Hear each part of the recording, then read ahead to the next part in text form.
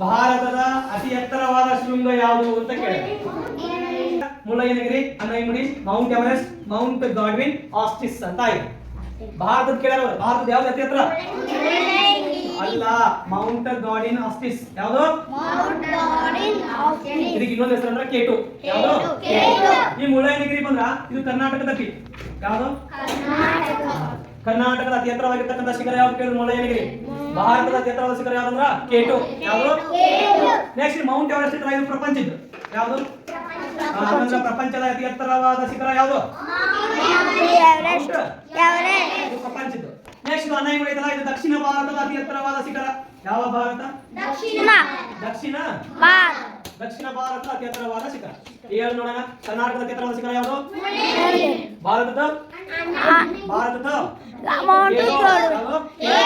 ದಕ್ಷಿಣ ಭಾರತದ ಪ್ರಪಂಚದ ಅತಿ ಎತ್ತರವಾದ ಶಿಖರ ಯಾವುದು?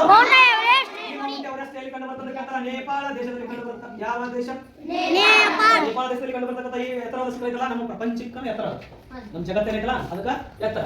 ನೆಕ್ಸ್ಟ್ ಮುಳ್ಳಯ್ಯನಗಿರಿ ಅಲ್ಲಿ ನಾವು ಕರ್ನಾಟಕ ಯಾವುದು? ಭಾರತದ ಯಾವುದು? ದಕ್ಷಿಣ ಭಾರತದ ಯಾವುದು? ನೆಕ್ಸ್ಟ್ ಇನ್ನೊಂದು ಯಾವುದು? ಪ್ರಪಂಚದ ಯಾವುದು?